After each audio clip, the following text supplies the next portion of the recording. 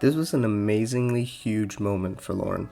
Episode 85, titled Tragedies Trail, was out yesterday on March 15th at 9 p.m. Eastern Standard Time. So please make sure you finish reading that chapter before continuing this video.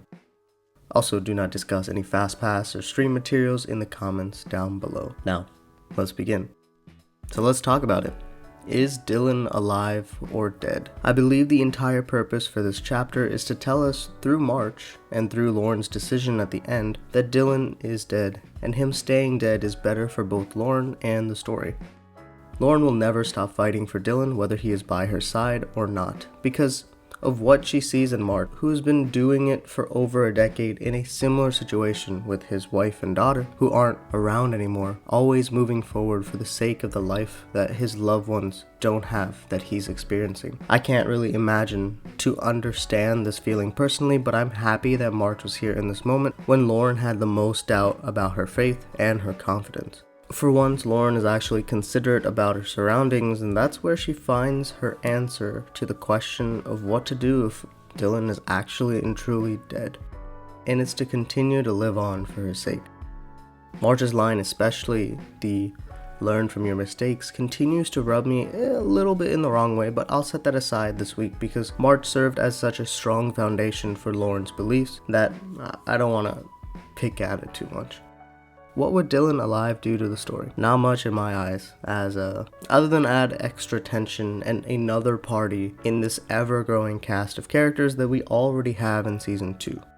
Dylan staying dead carries more emotional weight to Lauren's actions and matures her even more as our protagonist, so hopefully this chapter is that final sense of clarity in that matter for her. What's awesome is that Kieran is the one to somehow assist in her resolution, and I'm extremely excited to see more of Lauren and her change and her resolve solidified moving into the New Year's party, and she's looking good going into it as well.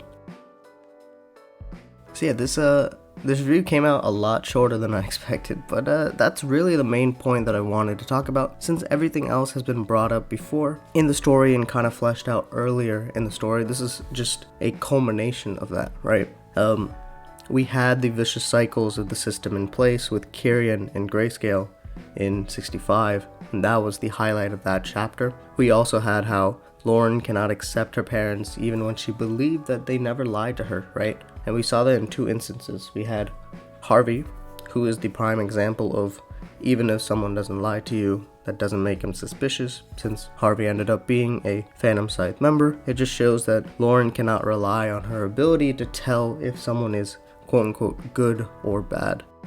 And after the reveal in 75, she's been grappling with this idea of, are her parents actually good? Are they the ones that caused this tragedy? And even if they didn't cause this tragedy, they're the ones that allowed it to happen because they did not act, to our knowledge, in any way to prevent it. Also, and the last thing that we got hit on with this chapter is that Lauren is usually the one that knows more than the normal person, but is still just as powerless as an ordinary person because she can't really cause true change or act on it without harsh consequences.